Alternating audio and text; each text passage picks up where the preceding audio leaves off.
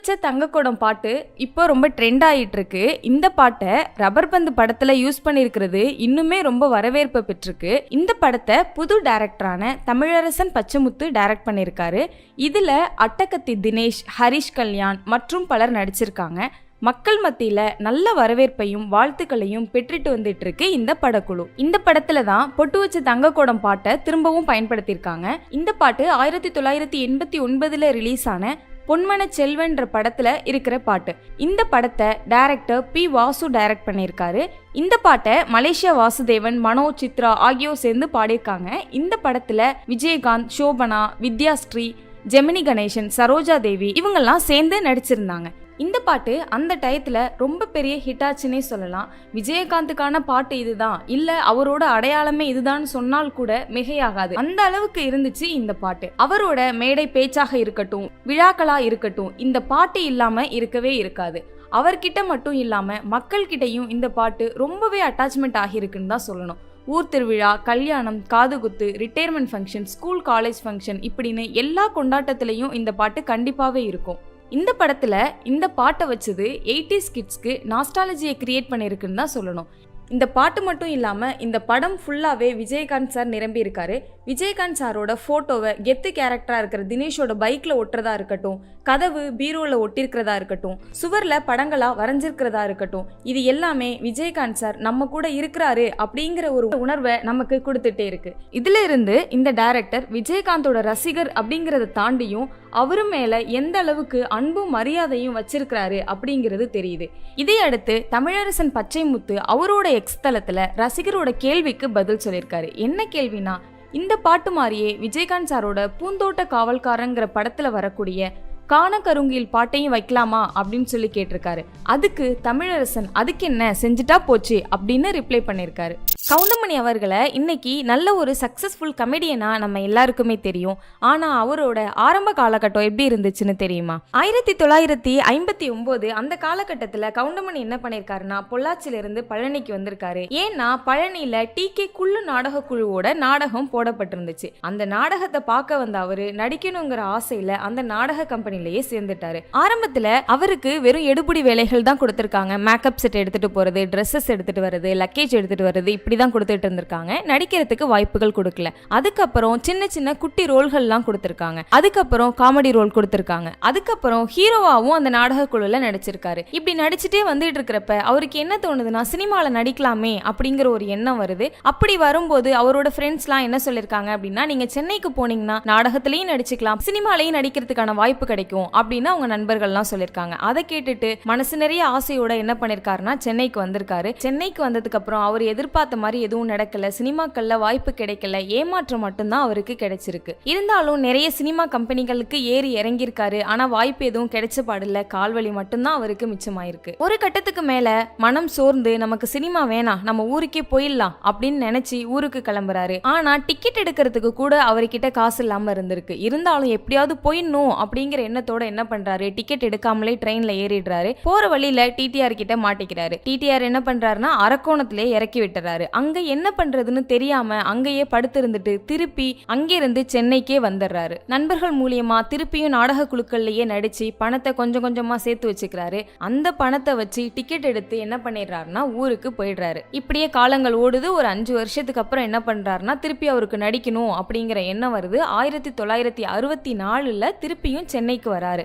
OAK தேவர் நாடக குழுலையும் வேறு சில நாடக குழுலையும் நடிச்சிட்டு இருக்கிறாரு. அப்ப அந்த நாடக குழுவுக்கு பாவலர் பிரதர்ஸ் இசையமைக்கிறாங்க. வேற யாரும் இல்ல, இசைஞானி இளையராஜாவோட ட்ரூப் தான். அப்படி இசையமைச்சிட்டு இருக்கிறப்ப அவங்க கூட டைரக்டர் பாரதி ராஜாவும் வராரு. அவரு டைரக்டர் ஆகாததுக்கு முன்னாடி உள்ள காலகட்டம் அது. அப்படி இருக்கிறப்ப கவுண்டமணிக்கும் பாரதி ராஜாவுக்கும் நட்பு ஏற்படுது. அப்ப அவர் என்ன சொல்றாருன்னா, ஒரு நாள் நான் டைரக்டர் ஆயிடுவேன், அப்படி ஆகும்போது உங்களுக்கு கண்டிப்பா நான் யூஸ் பண்ணிப்பேன் அப்படின்னு சொல்றாரு. அந்த டைம்ல அவரோட பேச்சு கவுண்டமணிக்கு ரொம்பவே ஆறுதலா இருந்திருக்கு. என்னதான் அவர் கஷ்டத்துல இருந்தாலுமே கூட அவரோட கஷ்டமும் வறுமையும் அவரை விட்டு போகவே இல்லை. இந்த சமயத்துல காஞ்சிபுரத்துல ஒரு நாடகத்தை அரேஞ்ச் பண்ணிருக்காங்க. அந்த நாடகத்துல நடிக்கிறதுக்காக இவரையும் இளையராஜாவோட அண்ணன் பாஸ்கரையும் கூப்பிட்டுருக்காங்க. இவங்க 2 பேரும் போறாங்க, நாடகத்துல நடிக்கிறாங்க. நாடகம் நடிச்சு முடிச்சாச்சு. நாடகத்தை ஏற்பாடு பண்ணவங்க என்ன பண்றாங்கன்னா, இவங்க 2 பேருக்கும் சாப்பாடு போடுறாங்க. ஆனா சம்பளம் எதுவும் கொடுக்கல. இவங்க கையில காசும் இல்ல. யார்கிட்ட போய் ஒரு உதவி இன்னும் கேட்க முடியல. கையில வெறும் 2 ரூபாய் தான் இருக்கு. மெதுவா காஞ்சி காஞ்சிபுரம் வரைக்கும் நடந்து போய் அதுக்கப்புறம் ஏதாவது ஒரு லாரியை பிடிச்சி சென்னைக்கு போயிடலாம் அப்படின்னு யோசிச்சு 2 பேரும் வந்துட்டு இருக்காங்க. ஆனா எந்த லாரியுமே கிடைக்கல. அவங்க 2 பேரும் என்ன பண்றாங்கன்னா சோர்ந்து போய் ஒரு இடத்துல உட்காந்துடுறாங்க. அப்படி உட்காந்துருக்கிறப்போ ஒரு லாரி அந்த இடத்துல வந்து நிக்குது. அந்த லாரி கிளம்பும் போது இவங்க 2 பேரும் நடந்த விஷயங்கள் எல்லாம் சொல்றாங்க. அந்த லாரி டிரைவர் என்ன பண்றாருன்னா இவங்க 2 பேரையும் அழைச்சு கொண்டாந்து தேனாம்பேட்டைக்கு பக்கத்துல விட்டுட்டு போறாங்க. எவ்வளவுதான் கஷ்டங்கள் இருந்தாலும் இப்படிப்பட்ட ஒரு நல்ல மனுஷங்கள் இருக்கிறதுனாலதான் அந்த சமயத்துல என்னால சமாளிக்க முடிஞ்சது அப்படின்னு சொல்லியிருக்காரு கவுண்டமணி. அதுக்கப்புறம் சென்னையில அவரோட ஃப்ரெண்டு வீட்டுல திண்ணையில தங்கி இருந்திருக்காரு. திடீர்னு அவரோட ஃப்ரெண்டு ஊருக்கு போயிடுறாரு. வீடை பூட்டிட்டு போயிடுறதுனால அவரால் குளிக்க கூட முடியல. இப்படியே நாட்கள் போயிட்டு இருக்கு. சாப்பிடாம கூட இருந்துடலாம், ஆனா குளிக்காம இருக்க முடியாது அப்படிங்கிறத ஃபீல் பண்றாரு. யார்கிட்ட போய் சொல்றது, என்ன பண்றது அப்படிங்கிறது தெரியல. இந்த சமயத்துல ஏதாவது ஒரு நாடகம் வந்துச்சுன்னா அங்க போயாவது குளிச்சுக்கலாமே அப்படின்னு சொல்லி யோசிச்சுட்டு இருக்காரு. அந்த சமயத்துல என்ன ஆகுதுன்னா வேலூர்ல இருந்து நாடகத்துக்கு அவரை நாளைக்கு வாங்க அப்படின்னு சொல்லி கூப்பிடுறாங்க. இவர் என்ன பண்றாருன்னா நாளைக்கு என்ன, நான் இன்னைக்கே வந்துடுறேன் அப்படின்னு சொல்லி கிளம்பிடுறாரு. அங்க போனதுமே முதல்ல என்ன பண்றாருன்னா குளிக்கிற இடத்தை தான் தேடி இருக்காரு. ஏன்னா 9 நாளா குளிக்காம பட்ட கஷ்டம் அவருக்கு தானே தெரியும். அடுத்ததா வாலாஜா பக்கத்துல ஒரு நாடகத்தை ஏற்பாடு பண்ணிருக்காங்க. அந்த நாடகத்தை ஒத்துக்கிறதுக்கு முன்னாடியே அவர் 3 நாளா சாப்பிடாம இருந்திருக்காரு. ஏன்னா அவர்கிட்ட காசு இல்ல. சரி அட்வான்ஸ் கேட்கலாம் அப்படின்னு சொல்லி நாடகம் நடத்த வந்தவர்கிட்ட அட்வான்ஸ் கேட்கிறாரு. அவர் என்ன சொல்றாருன்னா நாடகம் முடிச்சதுக்கு அப்புறம் நாங்க பணத்தை கொடுத்துறோம் அப்படின்னு சொல்றாரு. இதுக்கு மேல நம்ம கம்பல் பண்ணோம்னா நாடகத்துக்கு கூப்பிடாம போயிடுவாங்களோ அப்படின்னு நினைச்சு இவரும் அமைதியாவே இருந்துடுறாரு. அதுக்கப்புறம் இன்னும் சில நடிகர்களையும் அழைச்சிக்கிட்டு பூந்தமல்லி வரைக்கும் பஸ்லயே அழைச்சிட்டு போயிருக்காங்க. அங்கிருந்து வாலாஜாக்கு லாரியில போயிடலாம் அப்படின்னு நினைச்சு போயிருக்காங்க. பூந்தமல்லிக்கு போனதும் கவுண்டமணி என்ன சொல்லிருக்காங்கன்னா சரி டீ குடிக்கலாமே அப்படின்னு சொல்லி கேட்டிருக்காரு. ஏன்னா அவரால் பசி தாங்க முடியல. பசியோட தாக்கம் காரணமா டீ குடிக்கலாம் அப்படின்னு சொல்லியிருக்காரு. அப்ப நாடகத்துக்கு கூப்பிட்டவர் என்ன சொல்றாருன்னா இன்னும் 1 மணி நேரம் தான், அங்க போயிட்டோம்னா ஒரு நல்ல சாப்பாடே நமக்கு ரெடி பண்ணி வச்சிருப்பாங்க அப்படின்னு சொல்றாரு. கவுண்டமணிக்கு நல்ல சாப்பாடு அப்படின்னு சொன்னதுமே அவரோட பசி எல்லாமே மறைஞ்சு போயிடுச்சு. அதுக்கப்புறம் என்ன பண்றாங்கன்னா வாலாஜாக்கு போறாங்க. அங்க போறப்ப மணி 9 ஆயிடுது. சாப்பிடலாமே அப்படின்னு சொல்லி கேட்கிறப்ப கூட்டமாயிடுச்சு. மக்கள் எல்லாம் திரண்டுட்டாங்க. நாடகத்தை நடத்திடுவோம், நாடகத்தை முடிச்சதுக்கு அப்புறம் சாப்பிடலாம் அப்படின்னு சொல்லி சொல்றாங்க. முதல் காட்சியும் நடக்குது. முதல் காட்சி முடிஞ்சதுக்கு அப்புறமும் சாப்பாடு கொடுத்த பாடல.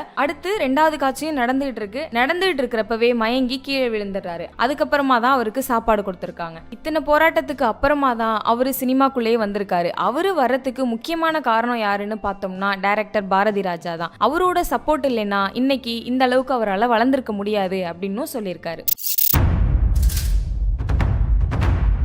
நவரச நாயகன் கார்த்திகை வச்சு படம் எடுக்கணும்னாலே டைரக்டர்ஸ் எல்லாம் தெரிச்சு ஓடுறாங்க, ப்ரொடியூசர் எல்லாம் பயந்து போறாங்க. அப்பேற்பட்ட பாரதி ராஜாவையே 4 நாள் அலைய விட்டுருக்காரு. அப்படி கார்த்திக் என்னதான் சம்பவம் பண்ணிருக்காரு அப்படிங்கிறத இந்த வீடியோல பார்க்கலாம். நவரச நாயகன் கார்த்திகோட ஃபர்ஸ்ட் படம் அலைகள் ஓய்வதில்லை. இந்த படத்தை பாரதி ராஜா டைரக்ட் பண்ணிருப்பாரு. பாரதி ராஜா அலைகள் ஓய்வதில்லை படத்துக்கு கார்த்தியை எப்படி செலக்ட் பண்ணாரு அப்படின்னு பார்த்தோம்னா, ஒரு நாள் பாரதி ராஜா கார்ல போயிட்டு இருக்கிறப்போ ஒரு சின்ன ஆக்சிடென்ட் ஆயிடுது. ஒரு பையனுக்கு அடிபட்டுருது. அந்த பையனுக்கு என்னென்ன செய்யணுமோ அதெல்லாம் செஞ்சு திருப்பி கொண்டாந்து அந்த பையன் அந்த இடத்துல விடுறாரு. அப்போ அங்க நிறைய பசங்க விளையாடிட்டு இருக்காங்க. அதுல துருன்னு ரொம்ப துடிப்பா ஒரு பையன் இருக்காரு. அந்த பையனை பார்த்து இம்ப்ரெஸ் ஆகி யார் இந்த பையன் அப்படின்னு சொல்லி அவர் கூட இருந்தவர்கிட்ட கேட்கிறாரு. அவரா அந்த பையன் முத்துராமனோட பையன் அப்படின்னு சொல்லியிருக்காரு. அந்த காலகட்டத்துல போன்லாம் இல்லாததுனால இவரோட நம்பரை அவங்க கிட்ட கொடுத்து கால் பண்ண சொல்லுங்க அப்படின்னு சொல்லியிருக்காரு. அதுக்கப்புறம் தான் இந்த படம் நடிச்சிருக்காரு. இந்த படத்துக்காக தமிழ்நாட்டு அரசோட அறிமுக நாயகனுக்கான விருது கார்த்திக்கு கிடைச்சிருக்கு. அந்த அளவுக்கு அவரோட நடிப்பு இருந்திருக்கு அப்படின்னு தான் சொல்லணும். அவரோட ஃபர்ஸ்ட் படம் நல்ல ஹிட் கொடுத்திருந்தாலுமே அதுக்கப்புறம் வந்த படங்கள்லாம் அவருக்கு பெரிய அளவுல கை கொடுக்கல. அடுத்ததா மணிரத்னம் டைரக்ஷன்ல மௌனராகம் அப்படிங்கிற படத்துல ஒரு கேமியோ ரோல்ல அவர் வந்திருப்பாரு. இன்னைய வரைக்குமே அந்த ரோலை அவரை தவிர வேற யாராலையுமே ரீப்ளேஸ் பண்ண முடியாத அளவுக்கு தான் அவரோட ஆக்டிங் இருக்கும். கிட்டத்தட்ட ஒரு 20 நிமிஷம் தான் அவரோட நடிப்பு இருக்கும். ஆனா அந்த நடிப்புல அவர் வெளிப்படுத்திய பாதிப்பு அப்படிங்கிறது இன்னைய வரைக்குமே பெரிய அளவுல இருக்குன்னு தான் சொல்லணும். அந்த ரோலுக்கு அவரை தவிர வேற யாராலையுமே பெஸ்டா பண்ண முடியாது அப்படின்னு தான் சொல்லணும். அவரோட யதார்த்தமான நடிப்பு, தனித்துவமான நடிப்பு, அவரோட பாடி லாங்குவேஜா இருக்கட்டும், பேசுற விதமா இருக்கட்டும், அவரை தவிர்த்து வேற யாராலையுமே ரீப்ளேஸ் பண்ண முடியாத அளவுக்கு தான் இருக்கு. கார்த்திக்கு முன்னாடியும் சரி கார்த்திக்கு அப்புறமும் சரி அவரை ரீப்ளேஸ் பண்ற மாதிரி ஒரு ஆக்டர் இன்னைய வரைக்குமே வரல அப்படின்னு தான் சொல்லணும். அந்த அளவுக்கு அவரோட ஆக்டிங் பெஸ்டா இருக்கும். இப்போ விஜய் சேதுபதி எல்லா கேரக்டர்ஸ்லயுமே நடிக்கிறாரு, நடிப்பை மட்டும்தான் அவர் பார்த்து நடிக்கிறாரு அப்படின்னு சொல்லி நிறையவே பேசிட்டு வரும். ஆனா இது மாதிரி அப்பவே கார்த்திக் நிறைய ரோல்கள் பண்ணியிருக்காரு. கேமியோ ரோலா இருக்கட்டும், காமெடி ரோலா இருக்கட்டும், நெகட்டிவ் ரோல்ஸா இருக்கட்டும், இந்த மாதிரி எந்த ரோலா இருந்தாலுமே அவரு பண்ணுவாரு. அவரோட நடிப்பு மேல அவர் அந்த அளவுக்கு நம்பிக்கை வச்சிருந்தாரு அப்படின்னு தான் சொல்லணும்.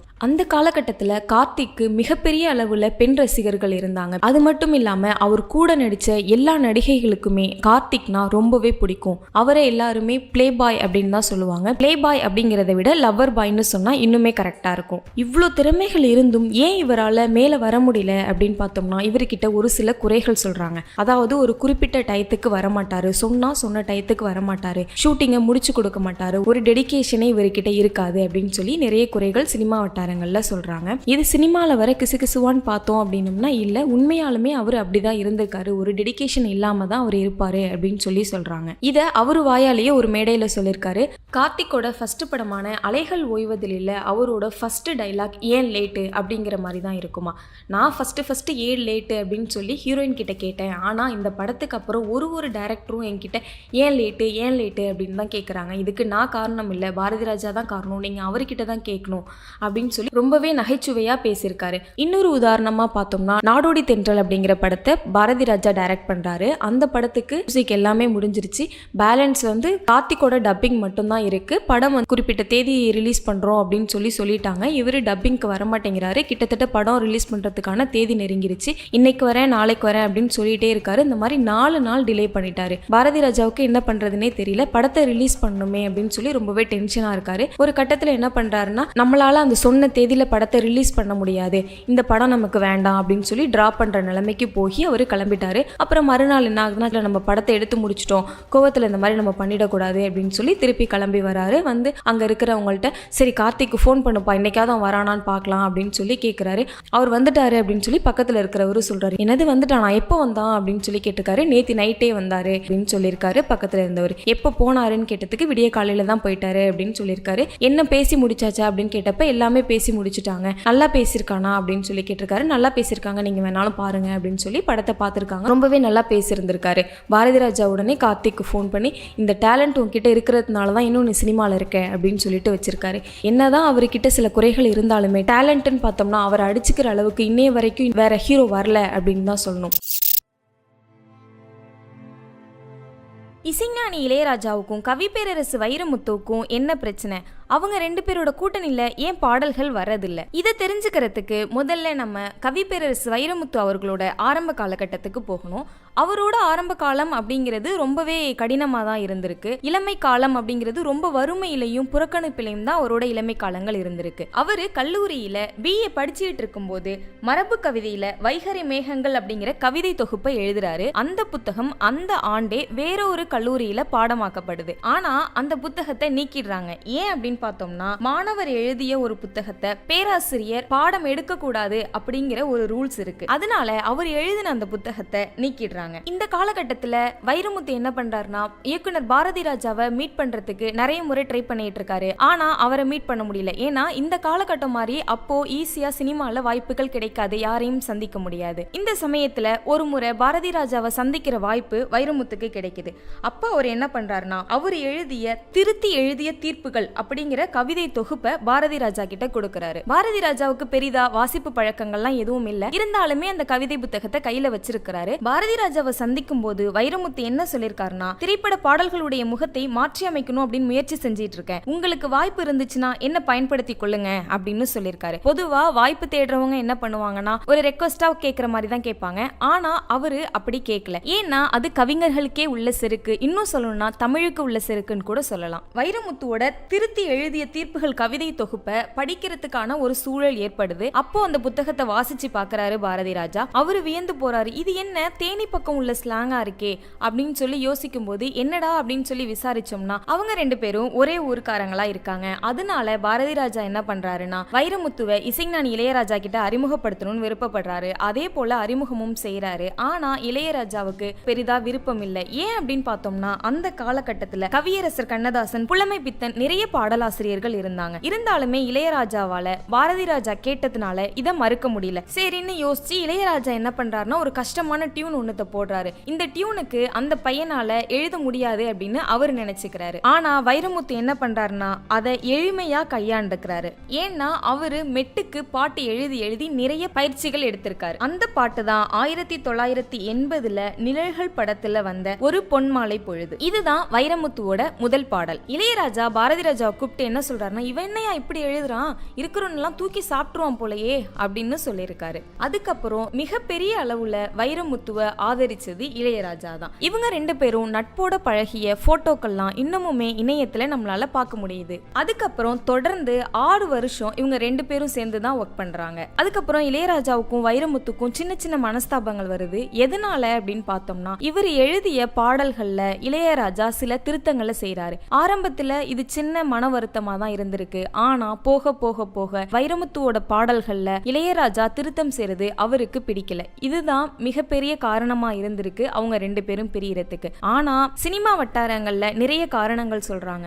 சாதினால பிரிஞ்சுட்டாங்க, இல்ல அவங்க ரெண்டு பேருக்குள்ள கொடுக்கல் வாங்கல் பிரச்சனை இருக்கு, இதனாலதான் பிரிஞ்சிருக்காங்க அப்படின்னு சொல்றாங்க. ஆனா அவங்க ரெண்டு பேரும் பிரிஞ்சதுக்கான முக்கிய காரணம் பார்த்தோம்னா குறுக்கீடுகள் தான். இது மட்டும் இல்லாம இளையராஜா கூட இருக்கிறவங்களும் வைரமுத்து கூட இருக்கிறவங்களும் இந்த பிரச்சனையை இன்னும் கொஞ்சம் பெருசாக்கி ரெண்டு பேருக்குள்ள விரிசலை அதிகமாக்கியிருக்காங்க. இவங்களோட கடைசி படம் அப்படின்னு பார்த்தோம்னா கடலோர கவிதைகளா தான் இருந்திருக்கு. ஒரு காலகட்டத்துல வைரமுத்து என்ன பண்றாருன்னா சமரசத்துக்கு ரெடியா இருக்காரு. ஆனா இளையராஜா கிட்ட இருந்த மனக்கசப்பு நீங்காம அது தொடர்ந்துகிட்டே இருக்கு. அதுக்கப்புறம் பார்த்தோம்னா வைரமுத்து தொடர்ந்து வேலை பார்த்துக்கிட்டே தான் இருக்காரு. 6 வருஷம் அவரோட பாட்டுக்கள் பெருசா போகல அப்படின்னு தான் சொல்லணும். அந்த காலகட்டத்துல பாரதி ராஜாவா இருக்கட்டும், பாலச்சந்திரா இருக்கட்டும், ஏவிஎம் ஸ்டூடியோவா இருக்கட்டும், இவங்க எல்லாருமே வைரமுத்துக்கு ஆதரவா தான் இருந்திருக்காங்க. அதுக்கப்புறம் இசைப்பியல் ஏஆர் ரஹ்மான் வர வரைக்குமே வைரமுத்துக்கு ஒரு தடுமாற்றம் தான் இருந்திருக்கு. அவர் வந்ததுக்கு அப்புறம் வைரமுத்துவோட பாடல்கள் திரும்பவும் ஹிட் அடிக்குது. இயக்குனர் பாக்யராஜ் பிறந்து வளர்ந்தது எல்லாமே கோயம்புத்தூர் பகுதிகளில் தான். அந்த பகுதிகளில் நிறைய நாடகங்கள் போடுவாங்களாம். கோயில் விழாக்களுக்கும் இல்ல மற்ற விழாக்களுக்கும் நாடகங்கள் போடுவாங்களாம். அந்த நாடகங்களை இயக்குனர் பாக்யராஜ் போய் பார்ப்பாராம். அதை பார்க்கும்போது அவருக்கும் நடிக்கணும் அப்படிங்கிற எண்ணம் வந்திருக்கு. நிறைய நாடகங்களை பார்த்து அதை பத்தி அவரோட ஃப்ரெண்ட்ஸ் கிட்ட விமர்சிச்சுட்டு இருப்பாராம். அப்படி ஒரு நாள் பேசிட்டு இருக்கிறப்ப, என்னப்பா நாடகம் போடுறாங்க, ஒன்னு பணக்கார வீட்டு பையன் ஏழை பொண்ணை லவ் பண்றான், இல்ல பணக்கார வீட்டு பொண்ணு ஒரு ஏழை விவசாயி பையனை லவ் பண்ணுது, சாதி மதம் பணம் இது எல்லாத்தையும் கடந்து அவங்க எப்படி கல்யாணம் பண்ணிக்கிறாங்க, இல்ல அவங்களோட வாழ்க்கை எப்படி மாறுது, இது மட்டும்தான் கதையா, வேற கதையே இல்லையா அப்படின்னு சலிப்பா அவரோட ஃப்ரெண்ட்ஸ் கிட்ட பேசிட்டு இருந்திருக்காரு. அப்ப அவரோட ஃப்ரெண்ட்ஸ் என்ன சொல்லிருக்காங்க அப்படின்னா, ஓ அப்படியா, அவ்வளவு இருந்துச்சுன்னா நீ போய் கதை எழுத வேண்டியதானப்பா அப்படின்னு சொல்லி உசுப்பேத்திட்டு இருக்காங்க. இதை யோசிச்சுக்கிட்டே அவரு வீட்டுக்கு வந்துட்டாரு. அந்த ஊர்ல ஒரு பண்ணையார் இருக்காரு. அவரு ரொம்பவே நல்லவர், நிறைய தர்மங்கள் செய்வாரு அப்படின்னு சொல்லி மக்களால சொல்லப்படுறாங்க. அவருக்கு ஒரு பையன் இருக்காரு. பண்ணையாரோட மனைவி இறந்துட்டாங்க. இருந்தாலுமே ரொம்பவே பொறுப்பா அவரோட பையனை அவரே வளர்த்திருக்காரு. பண்ணையாருக்கு ஒரு தங்கச்சி இருக்காங்க. தங்கச்சி இறந்துடுறாங்க. அந்த பொண்ணையும் இவரு தான் வளர்த்துட்டு இருக்காரு. இவர் என்ன நினைக்கிறாரு அப்படின்னா, தன்னோட பையனுக்கும் தங்கச்சி பொண்ணுக்கும் மேரேஜ் பண்ணி வச்சிடலாம் அப்படின்னு சொல்லி யோசிச்சுட்டு இருக்காரு. இந்த டைம்ல திடீர்னு ஒரு நாள் ஒரு தந்தி வருது. அந்த தந்தியை பார்த்ததுமே அவர் ரொம்பவே ஷாக் ஆயிடுறாரு. அந்த விஷயத்தை பத்தி தன்னோட குடும்பத்தில் உள்ளவங்க கிட்ட எல்லாம் எதுவுமே பேசாம அமைதியா இருக்காரு. ஒரு குறிப்பிட்ட நாள்ல வீட்டுல தங்க வைக்காம தன்னோட குடும்பத்தை சேர்ந்தவங்களை வெளில தங்க வைக்கிறாரு. வேலைக்காரங்களுக்கு கூட லீவ் விட்டு அவங்களையும் வீட்டுக்கு அனுப்பிடுறாரு. எல்லாரையும் அனுப்பிட்டு அவர் மட்டும் தனியா அந்த வீட்டுல யாருக்காகவும் வெயிட் பண்ணிட்டு இருக்காரு. அந்த சமயத்துல தந்தி அனுப்பின அந்த ஆள் வராரு. அந்த ஆளை பார்த்ததும் பண்ணையார் டென்ஷன் ஆயிடுறாரு. ஆனா வந்தவர் ஒன்னும் பதட்டமடையில, ரொம்ப நார்மலாவே இருக்காரு. ரெண்டு பேருமே ரொம்ப நாள் பழகினவங்க மாதிரி பேசிக்கிறாங்க. பண்ணையார் என்ன கேட்கிறாருன்னா, எதுக்காக வந்த அப்படின்னு சொல்லி கேட்கிறாரு. உடனே அந்த புதியவன் என்ன சொல்றாங்கன்னா, வேற எதுக்காக வந்தேன், பணத்துக்காக தான் வந்தேன் அப்படின்னு சொல்றாரு. சரி ஏதாவது நான் மொத்தமா கொடுத்துறேன், வாங்கிட்டு போயிடு அப்படின்னு பண்ணையார் சொல்றாரு. மொத்தமாலாம் எனக்கு வேணா, தேவைப்படுறப்பெல்லாம் வருவேன் அப்படின்னு சொல்லி ஒரு அமௌண்ட்டை வாங்கிட்டு போறாரு. பண்ணையார் லீவு கொடுத்திருந்தாலுமே வேலைக்காரங்க லீவுக்கு போகாம அந்த வீட்டுல தான் தங்கி இருக்காங்க. அப்ப பண்ணையாரை மிரட்டி யாரோ பணம் வாங்கிட்டு போறாங்க அப்படிங்கிற விஷயத்தை இந்த வேலையாட்கள் பார்த்து பண்ணையாரோட பையன் கிட்ட போய் சொல்றாங்க. பையன் பண்ணையார் கிட்ட விசாரிக்கிறாரு. பண்ணையார் அப்படிலாம் எதுவுமே இல்ல அப்படின்னு சொல்லி மறுத்துறாரு. இதே மாதிரி அடிக்கடி அந்த ஆள் மிரட்டி பண்ணையார் கிட்ட இருந்து பணம் வாங்கிட்டு போறாரு. இப்படி இருக்கும்போது பண்ணையார் ஒரு நாள் பணத்தை கொடுக்கறதுக்கு மறுக்கிறாரு. உடனே அந்த ஆள் என்ன பண்றாருன்னா, உங்க தங்கச்சி பொண்ணை நான் தான் கடத்தி வச்சிருக்கேன் அப்படின்னு சொல்லி மிரட்டுறாரு. மிரட்டினதும் பண்ணையார் பணத்தை கொடுக்கறாரு. இந்த விஷயத்த பண்ணையாரோட பையன் போலீஸ்க்கு போய் சொல்லிடுறான். அப்ப போலீஸ் விசாரிக்கிறப்ப பண்ணையார் என்ன சொல்றாருன்னா, அப்படி எதுவும் நடக்கலையே, கடத்தலையே அப்படின்னு சொல்றாரு. அதே சமயத்துல தன்னோட தங்கச்சி பொண்ணு வந்து என்னை யாரும் கடத்தல, நான் இங்க தான் இருக்கேன் அப்படின்னு சொல்றாங்க. பண்ணையாரும் குழம்பிடுறாரு, பண்ணையாரோட மகனும் குழம்பிடுறாங்க. திரும்பவும் அந்த ஆள் பணம் கேட்க வராரு. அந்த சமயத்துல சுத்தி இருக்கிறவங்க எல்லாருமே வளைச்சு பிடிச்சிடுறாங்க. அந்த டைம்ல தான் சில மர்மங்கள் உடையுது. அந்த பையன் யாருன்னு பார்த்தா பண்ணையாரோட பையன் தான் அப்படின்னு சொல்றாங்க. பண்ணையாருக்கு ஒரு பையன் தானே, இந்த பையன் யாரு அப்படின்னு சொல்லி விசாரிக்கும் போது பண்ணையார் அவரோட கல்யாணத்துக்கு முன்னாடியே இன்னொரு பொண்ணை காதலிச்சிருந்திருக்காரு. அந்த பொண்ணை ஏமாத்திட்டு வந்துட்டாரு. அந்த பொண்ணுக்கும் பண்ணையாருக்கும் பிறந்த பையன் தான் இந்த ஆள் அப்படிங்கிறது தெரிஞ்சிருக்கு. பண்ணையார் அவரோட சிறு வயதுல கொள்ளைக்காரராகவும் அக்கிரமங்கள் செய்யறவராகவும் இருந்திருக்காரு. அந்த சமயத்துல தான் அந்த பொண்ணை ஏமாத்திட்டு புது ஊருக்கு வந்துடுறாரு. புது ஊருக்கு வந்த இடத்துல அவரோட பழைய வாழ்க்கையெல்லாம் மறந்துட்டு சின்ன சின்ன நல்ல விஷயங்களை செய்யறாரு. அதனால அவருக்கு மன திருப்தி ஏற்படுது. சரின்னு அதை அப்படியே தொடர்ந்து செய்ய ஆரம்பிச்சிடுறாரு. அதனாலதான் அவரு இந்த ஊர்ல ஒரு நல்ல மனிதரா பார்க்கப்படுறாரு. கடைசியா பண்ணையார் என்ன பண்றாருன்னா அவரு செஞ்ச குற்றத்தை ஒத்துக்கிட்டாரு. வந்து அந்த ஆள் என்ன சொல்றாருன்னா தன்னோட தாய் களங்கம் இல்லாதவங்க அப்படிங்கிறது தெரிஞ்சதே போதும் அப்படிங்கிற திருப்தியோட அவங்க அப்பாவை மிரட்டி வாங்கின எல்லா பணத்தையுமே கொடுத்துட்டு போயிடுறாரு. இதுதான் பாக்கியராஜோட முதல் கதை. இதை அவரோட ஃப்ரெண்ட்ஸ் எல்லாரும் கேட்டதும் ரொம்பவே வந்து ஹாப்பி ஆயிடுறாங்க. நல்ல கதை எழுதுறப்பா, சூப்பர்ப்பா அப்படின்னு சொல்லி பாராட்டியிருக்காங்க. இதை கேட்டதும் பாக்கியராஜ் என்ன பண்றாரு, ஓ நம்ம ரொம்ப நல்ல கதை எழுதியிருக்கோம் போல அப்படின்னு சொல்லி தன்னை ரொம்ப பெருமையா நினைச்சுக்கிறாரு. ஏதோ சாதிச்சிட்ட மாதிரி அவருக்கு ஃபீல் ஆகுது. இந்த சமயத்துல அவர் என்ன பண்றாருன்னா சரி சினிமாக்கு போகலாம் அப்படின்னு யோசிச்சு சினிமாக்குள்ள வராரு. சினிமாக்குள்ள வந்ததுக்கு அப்புறம் தான் இதுல எவ்வளவு கஷ்டங்கள் இருக்கு அப்படிங்கிறது அவருக்கு புரியுது. அந்த சமயத்துல அவர் என்ன நினைக்கிறாருன்னா நம்ம இப்படி ஒரு சாதாரணமான ஒரு கதையை எழுதிட்டு பெரிய பெரிய இயக்குனர்கள் கூட நம்ம எப்படி போட்டி போட போறோம் அப்படின்னு நினைக்கும் போது அவரு ரொம்பவே சோர்வடைஞ்சிடறாரு. அந்த சமயத்துல அவருக்கு என்ன தோணுதுன்னா ஃப்ரெண்ட்ஸ் சொன்ன கொஞ்ச நேரத்துல நம்மளால இப்படி ஒரு கதையை எழுத முடியுது அப்படிங்கிறப்ப நம்மளாலையும் இந்த சினிமாக்குள்ள இருக்க முடியும் அப்படிங்கிற ஒரு நம்பிக்கையை வளர்த்துக்கிட்டு ஒரு விஷயமா சினிமாக்குள்ள கத்துக்கிறாரு. எல்லா விஷயங்களையும் கத்துக்கிட்டு அதுக்கப்புறமா தான் திரைத்துறையில அவரு சாதிச்சிருக்காரு. திரைத்துறைக்கு மட்டும் இல்ல, பொதுவாவே நம்மளோட வாழ்க்கையில நம்ம எல்லாத்தையும் கத்துக்கிட்டோம் அப்படின்ற மனநிலையில இல்லாம ஒன்னொன்னுத்தையும் கத்துக்கிட்டோம் அப்படின்னோம்னா நம்ம சாதிக்க முடியும் அப்படிங்கிறது இயக்குனர் பாக்கியராஜ் வழியாக நம்ம புரிஞ்சுக்கலாம். காதல் கோட்டை படத்துல அஜித்துக்கு பதிலா நான் தான் நடிச்சிருக்க வேண்டியது அப்படின்னு ஒரு குண்டை தூக்கி போட்டிருக்காரு நடிகர் சரவணன். எம்ஜிஆருக்கு அடுத்து தனுஷ் தான்னு சொல்லியிருக்காரு. இவரை சரவணன்னு சொன்னா தெரியறத விட சித்தப்புன்னு சொன்னா நம்ம எல்லாருக்குமே நல்லா தெரியும். அந்த அளவுக்கு பருத்தி வீரன்ல சூப்பரா நடிச்சிருப்பாரு சரவணன். இப்போ சமீபத்துல ராயன் படத்துல துரைனான்ற கேரக்டர்ல நடிச்சிருந்தாரு. அந்த ரோலும் அவருக்கு நல்ல வரவேற்பை ரசிகர்கள் கிட்ட இருந்து பெற்று தந்திருக்கு. ராயன் படம் தியேட்டர்ல ரிலீஸ் ஆனப்ப இருந்த வரவேற்பை விட ஓடிடில ரிலீஸ் ஆனதும் நல்ல வரவேற்பையும் வாழ்த்துக்களையும் தருதுன்னு சரவணன் சொல்லியிருக்காரு. இது இல்லாமல் நடிகராக இருந்து டைரக்டர் ஆகி அதுவும் பிளாக் பஸ்டர் ஹிட் கொடுக்கறதெல்லாம் ரொம்ப பெரிய விஷயம். எம்ஜிஆருக்கு அப்புறம் தனுஷ் தம்பி தான் அந்த மாதிரியான படங்களை கொடுக்குறாரு. செட்டில் யாரையுமே சத்தமாக பேசுறதோ திட்டுறதோ செய்ய மாட்டார். ரொம்பவே சைலண்டாக ஹேண்டில் பண்ணுவார். அவர் சத்தமாக பேசி கூட நான் பார்த்ததில்லை. எல்லாருக்கும் முன்னாடி ரெடியாகி ஸ்பாட்டில் இருப்பாருன்னு சொல்லியிருக்காரு சரவணன். அது மட்டும் இல்லாமல் அவருக்கு ஜோசியத்தில் நம்பிக்கை இருக்கிறதாவும் அவரோட சின்ன வயசில் ஜோசியக்காரர் நீ சினிமாவில் ரொம்ப பெரிய ஆளாக வருவப்பா அப்படின்னு சொன்னதாகவும் சொல்கிறார். ஏற்கனவே அவருக்கு சினிமால இன்ட்ரெஸ்ட் இருக்கு. அதே போல சினிமால பெரிய ஆளா வந்திருக்காரு. அந்த டைம்ல தான் காதல் கோட்டை படம் வர்றதுக்கு முன்னாடி டைரக்டர் அகத்தியன் சரவணனோட ஆபீஸ்ல ஒரு குழப்பமான ஒரு மனநிலையில கையில ஒரு லெட்டரை வச்சுட்டு நின்றுட்டு இருந்தாராம்.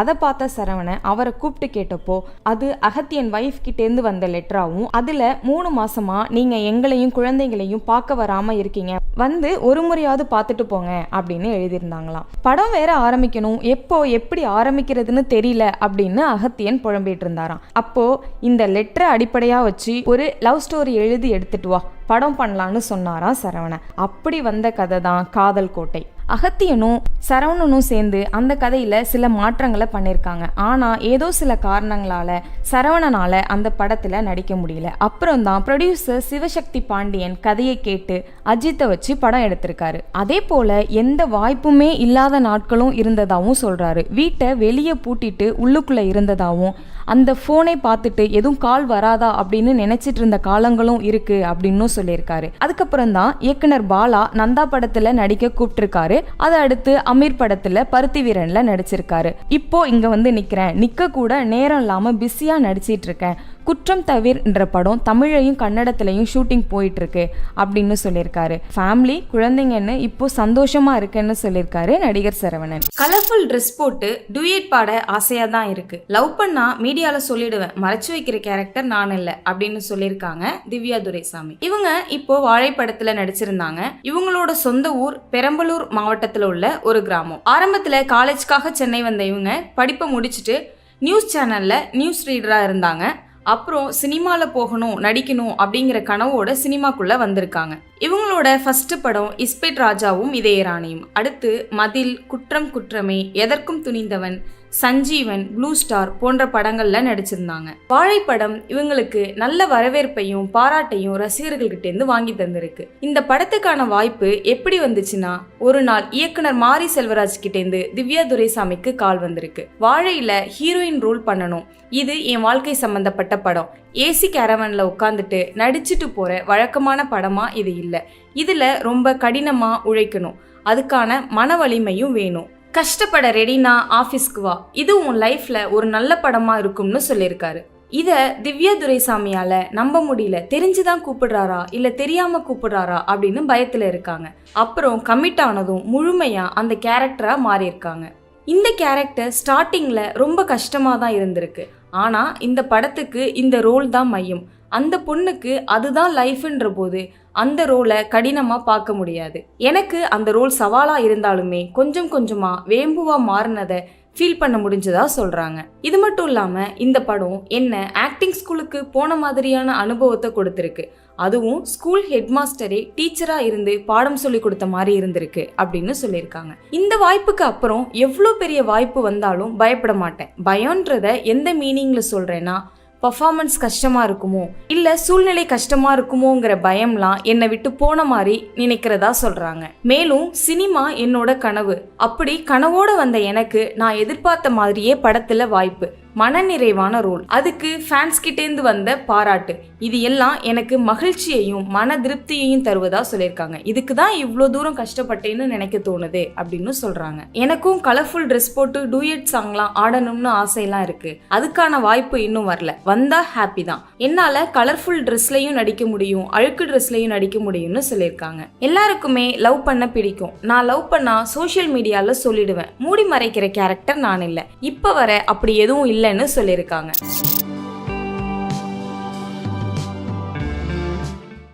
பொட்டு வச்ச தங்கக்குடம் பாட்டு இப்போ ரொம்ப ட்ரெண்ட் ஆகிட்டு இருக்கு. இந்த பாட்டை ரப்பர் பந்து படத்துல யூஸ் பண்ணியிருக்கிறது இன்னுமே ரொம்ப வரவேற்பு பெற்றிருக்கு. இந்த படத்தை புது டைரக்டரான தமிழரசன் பச்சைமுத்து டைரக்ட் பண்ணியிருக்காரு. இதுல அட்டகத்தி தினேஷ், ஹரிஷ் கல்யாண் மற்றும் பலர் நடிச்சிருக்காங்க. மக்கள் மத்தியில நல்ல வரவேற்பையும் வாழ்த்துக்களையும் பெற்றுட்டு வந்துட்டு இருக்கு இந்த படக்குழு. இந்த படத்துல தான் பொட்டு வச்ச தங்கக்குடம் பாட்டை திரும்பவும் பயன்படுத்தியிருக்காங்க. இந்த பாட்டு 1989 ரிலீஸ் ஆன பொன்மன செல்வன்ற படத்துல இருக்கிற பாட்டு. இந்த படத்தை டைரக்டர் பி வாசு டைரக்ட் பண்ணியிருக்காரு. இந்த பாட்டை மலேசியா வாசுதேவன், மனோ, சித்ரா ஆகியோர் சேர்ந்து பாடியிருக்காங்க. இந்த படத்துல விஜயகாந்த், சோபனா, வித்யாஸ்ரீ, ஜெமினி கணேசன், சரோஜா தேவி இவங்கெல்லாம் சேர்ந்து நடிச்சிருந்தாங்க. இந்த பாட்டு அந்த டயத்துல ரொம்ப பெரிய ஹிட் ஆச்சுன்னே சொல்லலாம். விஜயகாந்துக்கான பாட்டு இதுதான் இல்ல அவரோட அடையாளமே இதுதான் சொன்னால் கூட மிகையாகாது, அந்த அளவுக்கு இருந்துச்சு இந்த பாட்டு. அவரோட மேடை பேச்சாக இருக்கட்டும், விழாக்களா இருக்கட்டும், இந்த பாட்டு இல்லாம இருக்கவே இருக்காது. அவர்கிட்ட மட்டும் இல்லாம மக்கள் கிட்டையும் இந்த பாட்டு ரொம்பவே அட்டாச்மெண்ட் ஆகியிருக்குன்னு தான் சொல்லணும். ஊர் திருவிழா, கல்யாணம், காதுகுத்து, retirement function, school college function இப்படின்னு எல்லா கொண்டாட்டத்திலையும் இந்த பாட்டு கண்டிப்பாவே இருக்கும். இந்த படத்துல இந்த பாட்டை வச்சது 80s கிட்ஸ்க்கு நாஸ்டாலஜியை கிரியேட் பண்ணியிருக்குன்னு தான் சொல்லணும். இந்த பாட்டு மட்டும் இல்லாம இந்த படம் ஃபுல்லாவே விஜயகாந்த் சார் நிரம்பி இருக்காரு. விஜயகாந்த் சாரோட போட்டோவை கெத்து கேரக்டரா இருக்கிற தினேஷோட பைக்ல ஒட்டுறதா இருக்கட்டும், கதவு பீரோல ஒட்டிருக்கிறதா இருக்கட்டும், சுவர்ல படங்களா வரைஞ்சிருக்கிறதா இருக்கட்டும், இது எல்லாமே விஜயகாந்த் சார் நம்ம கூட இருக்கிறாரு அப்படிங்கிற ஒரு உணர்வை நமக்கு கொடுத்துட்டே இருக்கு. இதுல இருந்து இந்த டைரக்டர் விஜயகாந்தோட ரசிகர் அப்படிங்கறத தாண்டியும் அவரு மேல எந்த அளவுக்கு அன்பும் மரியாதையும் வச்சிருக்கிறாரு அப்படிங்கிறது தெரியுது. இதை அடுத்து தமிழரசன் பச்சைமுத்து அவரோட எக்ஸ் தளத்துல ரசிகரோட கேள்விக்கு பதில் சொல்லியிருக்காரு. என்ன கேள்வினா, இந்த பாட்டு மாதிரியே விஜயகாந்த் சாரோட பூந்தோட்ட காவல்காரங்கிற படத்துல வரக்கூடிய காண கருங்கில் பாட்டையும் வைக்கலாமா அப்படின்னு சொல்லி கேட்டிருக்காரு. அதுக்கு தமிழரசன் அதுக்கு என்ன செஞ்சுட்டா போச்சு அப்படின்னு ரிப்ளை பண்ணியிருக்காரு. கவுண்டமணி அவர்களை இன்னைக்கு நல்ல ஒரு சக்சஸ்ஃபுல் கமெடியனா நம்ம எல்லாருக்குமே தெரியும். ஆனா அவரோட ஆரம்ப காலகட்டம் எப்படி இருந்துச்சுன்னு தெரியுமா? 1959 அந்த காலகட்டத்துல கவுண்டமணி என்ன பண்ணிருக்காருன்னா பொள்ளாச்சியில இருந்து பழனிக்கு வந்திருக்காரு. ஏன்னா பழனியில TK குள்ளு நாடக குழுவோட நாடகம் போடப்பட்டிருந்துச்சு. அந்த நாடகத்தை பார்க்க வந்த அவரு நடிக்கணுங்கிற ஆசையில அந்த நாடக கம்பெனிலேயே சேர்ந்துட்டாரு. ஆரம்பத்துல அவருக்கு வெறும் எடுபடி வேலைகள் தான் கொடுத்திருக்காங்க. மேக்கப் செட் எடுத்துட்டு போறது, ட்ரெஸ்ஸஸ் எடுத்துட்டு வருது, லக்கேஜ் எடுத்துட்டு வருது, இப்படி தான் கொடுத்துட்டு இருந்திருக்காங்க. நடிக்கிறதுக்கு வாய்ப்புகள் கொடுக்கல. அதுக்கப்புறம் சின்ன சின்ன குட்டி ரோல்கள்லாம் கொடுத்திருக்காங்க. அதுக்கப்புறம் காமெடி ரோல் கொடுத்திருக்காங்க. அதுக்கப்புறம் ஹீரோவாவும் அந்த நாடக குழுல நடிச்சிருக்காரு. இப்படி நடிச்சுட்டே வந்துட்டு இருக்கிறப்ப அவருக்கு என்ன தோணுதுன்னா சினிமால நடிக்கலாமே அப்படிங்கிற ஒரு எண்ணம் வருது. அப்படி வரும்போது அவரோட ஃப்ரெண்ட்ஸ்லாம் என்ன சொல்லிருக்காங்க அப்படின்னா, நீங்க சென்னைக்கு போனீங்கன்னா நாடகத்திலையும் நடிச்சுக்கலாம், சினிமாலையும் நடிக்கிறதுக்கான வாய்ப்பு கிடைக்கும் அப்படின்னு அவங்க நண்பர்கள்லாம் சொல்லியிருக்காங்க. அதை கேட்டுட்டு மனசு நிறைய ஆசையோட என்ன பண்ணிருக்காருன்னா சென்னைக்கு வந்திருக்காரு. சென்னைக்கு வந்ததுக்கு அப்புறம் அவர் எதிர்பார்த்த மாதிரி எதுவும் நடக்கல. சினிமாக்கள்ல வாய்ப்பு கிடைக்கல. ஏமாற்றம் மட்டும்தான் அவருக்கு கிடைச்சிருக்கு. இருந்தாலும் நிறைய சினிமா கம்பெனிகளுக்கு ஏறி இறங்கியிருக்காரு. ஆனா வாய்ப்பு எதுவும் கிடைச்ச பாடல. கால்வழி மட்டும்தான் அவருக்கு மிச்சமாயிருக்கு. ஒரு கட்டத்துக்கு மேல மனம் சோர்ந்து நமக்கு சினிமா வேணாம், நம்ம ஊருக்கே போயிடலாம் அப்படின்னு நினைச்சு ஊருக்கு கிளம்புறாரு. ஆனா டிக்கெட் எடுக்கிறதுக்கு கூட அவர்கிட்ட காசு இல்லாம இருந்திருக்கு. இருந்தாலும் எப்படியாவது போயிடணும் அப்படிங்கிற எண்ணத்தோட என்ன பண்றாரு, டிக்கெட் எடுக்காமலே ட்ரெயின்ல ஏறிடுறாரு. போற வழியில TTR கிட்ட மாட்டிக்கிறாரு. TTR என்ன பண்றாருன்னா அரக்கோணத்திலே இறக்கி விட்டுறாரு. அங்க என்ன பண்றதுன்னு தெரியாம அங்கேயே படுத்திருந்துட்டு திருப்பி அங்கிருந்து சென்னைக்கே வந்துடுறாரு. நண்பர்கள் மூலியமா திருப்பியும் நாடக குழுக்கள்லயே நடிச்சு பணத்தை கொஞ்சம் கொஞ்சமா சேர்த்து வச்சுக்கிறாரு. அந்த பணத்தை வச்சு டிக்கெட் எடுத்து என்ன பண்ணிடுறாருன்னா ஊருக்கு போயிடுறாரு. இப்படியே காலங்கள் ஓடுது. ஒரு 5 வருஷத்துக்கு அப்புறம் என்ன பண்றாருன்னா திருப்பி அவருக்கு நடிக்கணும் அப்படிங்கிற எண்ணம் வருது. 1964 திருப்பியும் சென்னைக்கு வராரு. OAK தேவர் நாடக குழுலையும் வேறு சில நாடக குழுலையும் நடிச்சிட்டு இருக்கிறாரு. அப்ப அந்த நாடக குழுவுக்கு பாவலர் பிரதர்ஸ் இசையமைக்கிறாங்க. வேற யாரும் இல்ல, இசைஞானி இளையராஜாவோட ட்ரூப் தான். அப்படி இசையமைச்சிட்டு இருக்கிறப்ப அவங்க கூட டைரக்டர் பாரதி ராஜாவும் வராரு. அவரு டைரக்டர் ஆகாததுக்கு முன்னாடி உள்ள காலகட்டம் அது. அப்படி இருக்கிறப்ப கவுண்டமணிக்கும் பாரதி ராஜாவுக்கும் நட்பு ஏற்படுது. அப்ப அவர் என்ன சொல்றாருன்னா, ஒரு நாள் நான் டைரக்டர் ஆயிடுவேன், அப்படி ஆகும்போது உங்களுக்கு கண்டிப்பா நான் யூஸ் பண்ணிப்பேன் அப்படின்னு சொல்றாரு. அந்த டைம்ல அவரோட பேச்சு கவுண்டமணிக்கு ரொம்பவே ஆறுதலா இருந்திருக்கு. என்னதான் அவர் கஷ்டத்துல இருந்தாலுமே கூட அவரோட கஷ்டமும் வறுமையும் அவரை விட்டு போகவே இல்லை. இந்த சமயத்துல காஞ்சிபுரத்துல ஒரு நாடகத்தை அரேஞ்ச் பண்ணிருக்காங்க. அந்த நாடகத்துல நடிக்கிறதுக்காக இவரையும் இளையராஜாவோட அண்ணன் பாஸ்கரையும் கூப்பிட்டிருக்காங்க. இவங்க 2 பேரும் போறாங்க, நாடகத்துல நடிக்கிறாங்க. நாடகம் நடிச்சு முடிச்சாச்சு. நாடகத்தை ஏற்பாடு பண்ணவங்க என்ன பண்றாங்கன்னா இவங்க 2 பேருக்கும் சாப்பாடு போடுறாங்க. ஆனா சம்பளம் எதுவும் கொடுக்கல. இவங்க கையில காசும் இல்ல. யார்கிட்ட போய் ஒரு உதவியும் கேட்க முடியல. கையில வெறும் 2 ரூபாய் தான் இருக்கு. மெதுவா காஞ்சிபுரம் வரைக்கும் நடந்து போய் அதுக்கப்புறம் ஏதாவது ஒரு லாரியை பிடிச்சி சென்னைக்கு போயிடலாம் அப்படின்னு யோசிச்சு 2 பேரும் வந்துட்டு இருக்காங்க. ஆனா எந்த லாரியுமே கிடைக்கல. அவங்க 2 பேரும் என்ன பண்றாங்கன்னா சோர்ந்து போய் ஒரு இடத்துல உட்கார்ந்துடுறாங்க. அப்படி உட்கார்ந்துருக்கிறப்போ ஒரு லாரி அந்த இடத்துல வந்து நிக்குது. அந்த லாரி கிளம்பும் போது இவங்க 2 பேரும் நடந்த விஷயங்கள் எல்லாம் சொல்றாங்க. அந்த லாரி டிரைவர் என்ன பண்றாருன்னா இவங்க 2 பேரையும் அழைச்சு கொண்டாந்து தேனாம்பேட்டைக்கு பக்கத்துல விட்டுட்டு போறாங்க. எவ்வளவுதான் கஷ்டங்கள் இருந்தாலும் இப்படிப்பட்ட ஒரு நல்ல மனுஷங்கள் இருக்கிறதுனாலதான் அந்த சமயத்துல என்னால சமாளிக்க முடிஞ்சது அப்படின்னு சொல்லியிருக்காரு கவுண்டமணி. அதுக்கப்புறம் சென்னையில அவரோட ஃப்ரெண்டு வீட்டுல திண்ணையில தங்கி இருந்திருக்காரு. திடீர்னு அவரோட ஃப்ரெண்டு ஊருக்கு போயிடுறாரு. வீட பூட்டிட்டு போயிடுறதுனால அவரால் குளிக்க கூட முடியல. இப்படியே நாட்கள் போயிட்டு இருக்கு. சாப்பிடாம கூட இருந்துடலாம், ஆனா குளிக்காம இருக்க முடியாது அப்படிங்கிறத ஃபீல் பண்றாரு. யார்கிட்ட போய் சொல்றது, என்ன பண்றது அப்படிங்கிறது தெரியல. இந்த சமயத்துல ஏதாவது ஒரு நாடகம் வந்துச்சுன்னா அங்க போயாவது குளிச்சுக்கலாமே அப்படின்னு சொல்லி யோசிச்சுட்டு இருக்காரு. அந்த சமயத்துல என்ன ஆகுதுன்னா வேலூர்ல இருந்து நாடகத்துக்கு அவரை நாளைக்கு வாங்க அப்படின்னு சொல்லி கூப்பிடுறாங்க. இவர் என்ன பண்றாருன்னா நாளைக்கு என்ன, நான் இன்னைக்கே வந்துடுறேன் அப்படின்னு சொல்லி கிளம்பிடுறாரு. அங்க போனதுமே முதல்ல என்ன பண்றாருன்னா குளிக்கிற இடத்தை தான் தேடி இருக்காரு. ஏன்னா 9 நாளா குளிக்காம பட்ட கஷ்டம் அவருக்கு தானே தெரியும். அடுத்ததா வாலாஜா பக்கத்துல ஒரு நாடகத்தை ஏற்பாடு பண்ணிருக்காங்க. அந்த நாடகத்தை ஒத்துக்கிறதுக்கு முன்னாடியே அவர் 3 நாளா சாப்பிடாம இருந்திருக்காரு. ஏன்னா அவர்கிட்ட காசு இல்ல. சரி அட்வான்ஸ் கேட்கலாம் அப்படின்னு சொல்லி நாடகம் நடத்த வந்தவர்கிட்ட அட்வான்ஸ் கேட்கிறாரு. அவர் என்ன சொல்றாருன்னா நாடகம் முடிச்சதுக்கு அப்புறம் நாங்க பணத்தை கொடுத்துறோம் அப்படின்னு சொல்றாரு. இதுக்கு மேல நம்ம கம்பல் பண்ணோம்னா நாடகத்துக்கு கூப்பிடாம போயிடுவாங்களோ அப்படின்னு நினைச்சு இவரும் அமைதியாவே இருந்துடுறாரு. அதுக்கப்புறம் இன்னும் சில நடிகர்களையும் அழைச்சிக்கிட்டு பூந்தமல்லி வரைக்கும் பஸ்லயே அழைச்சிட்டு போயிருக்காங்க. அங்கிருந்து வாலாஜாக்கு லாரியில போயிடலாம் அப்படின்னு நினைச்சு போயிருக்காங்க. பூந்தமல்லிக்கு போனதும் கவுண்டமணி என்ன சொல்லிருக்காங்கன்னா சரி டீ குடிக்கலாமே அப்படின்னு சொல்லி கேட்டிருக்காரு. ஏன்னா அவரால் பசி தாங்க முடியல. பசியோட தாக்கம் காரணமா டீ குடிக்கலாம் அப்படின்னு சொல்லியிருக்காரு. அப்ப நாடகத்துக்கு கூப்பிட்டவர் என்ன சொல்றாருன்னா இன்னும் 1 மணி நேரம் தான், அங்க போயிட்டோம்னா ஒரு நல்ல சாப்பாடே நமக்கு ரெடி பண்ணி வச்சிருப்பாங்க அப்படின்னு சொல்றாரு. கவுண்டமணிக்கு நல்ல சாப்பாடு அப்படின்னு சொன்னதுமே அவரோட பசி எல்லாமே மறைஞ்சு போயிடுச்சு. அதுக்கப்புறம் என்ன பண்றாங்கன்னா வாலாஜாக்கு போறாங்க. அங்க போறப்ப மணி 9 ஆயிடுது. சாப்பிடலாமே அப்படின்னு சொல்லி கேக்குறப்ப கூட்டமாயிடுச்சு. மக்கள் எல்லாம் திரண்டுட்டாங்க. சொல்றாங்க, நாடகத்தை நடத்திடுவோம், நாடகத்தை முடிச்சதுக்கு அப்புறம் சாப்பிடலாம் அப்படின்னு சொல்றாங்க. முதல் காட்சியும் நடக்குது. முதல் காட்சி முடிஞ்சதுக்கு அப்புறமும் சாப்பாடு கொடுத்த பாடல. அடுத்து ரெண்டாவது காட்சியும் நடந்துட்டு இருக்கிறப்பவே மயங்கி கீழே விழுந்துடுறாரு. அதுக்கப்புறமா தான் அவருக்கு சாப்பாடு கொடுத்திருக்காங்க. இத்தனை போராட்டத்துக்கு அப்புறமா தான் அவரு சினிமாக்குள்ளேயே வந்திருக்காரு. அவரு வர்றதுக்கு முக்கியமான காரணம் யாருன்னு பார்த்தோம்னா டைரக்டர் பாரதி ராஜா தான். அவரோட சப்போர்ட் இல்லைன்னா இன்னைக்கு இந்த அளவுக்கு அவரால் வளர்ந்திருக்க முடியாது அப்படின்னு சொல்லியிருக்காரு.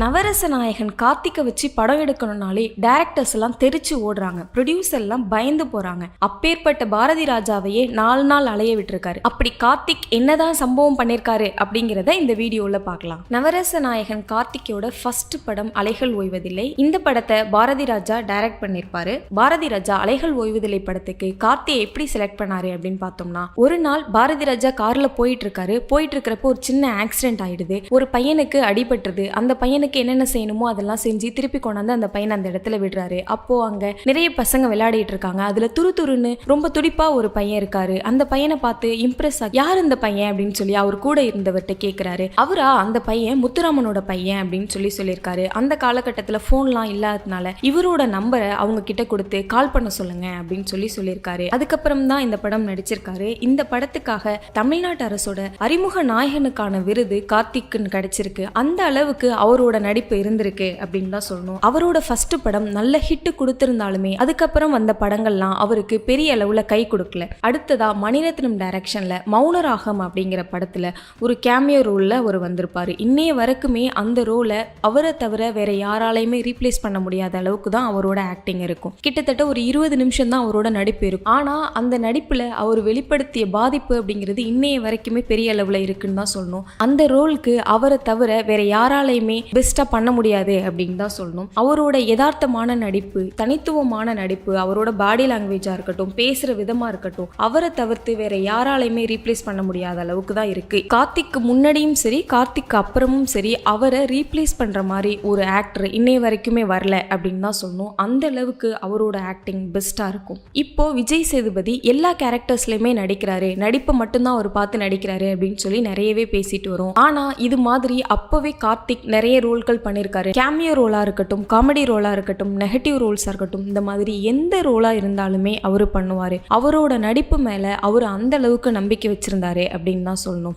அந்த காலகட்டத்தில் கார்த்திக்கு மிகப்பெரிய அளவுல பெண் ரசிகர்கள் இருந்தாங்க. அது மட்டும் இல்லாம அவர் கூட நடிச்ச எல்லா நடிகைகளுக்குமே கார்த்திக்னா ரொம்பவே பிடிக்கும். அவரை எல்லாருமே பிளே பாய் அப்படின்னு தான் சொல்லுவாங்க. பிளே பாய் அப்படிங்கிறத விட லவ்வர் பாய்னு சொன்னா இன்னுமே கரெக்டா இருக்கும். இவ்வளோ திறமைகள் இருந்தும் ஏன் இவரால் மேல வர முடியல அப்படின்னு பார்த்தோம்னா, இவர்கிட்ட ஒரு சில குறைகள் சொல்றாங்க. அதாவது ஒரு குறிப்பிட்ட டயத்துக்கு வரமாட்டாரு, சொன்ன டயத்துக்கு வரமாட்டாரு, ஷூட்டிங்கை முடிச்சு கொடுக்க மாட்டாரு, ஒரு டெடிகேஷனே இவர்கிட்ட இருக்காது அப்படின்னு சொல்லி நிறைய குறைகள் சினிமா வட்டாரங்கள்ல சொல்றாங்க. இது சினிமால வர கிசுகிசுவான்னு பார்த்தோம் அப்படின்னம்னா இல்ல, உண்மையாலுமே அவர் அப்படிதான் இருந்திருக்காரு. ஒரு டெடிகேஷன் இல்லாம தான் அவர் இருப்பாரு அப்படின்னு சொல்றாங்க. இத அவரு வாயாலேயே ஒரு மேடையில சொல்லியிருக்காரு. கார்த்திக்கோட ஃபர்ஸ்ட் படமான அலைகள் ஓய்வதில் அவரோட ஃபர்ஸ்ட் டைலாக் ஏன் லேட்டு அப்படிங்கிற மாதிரி தான் இருக்குமா.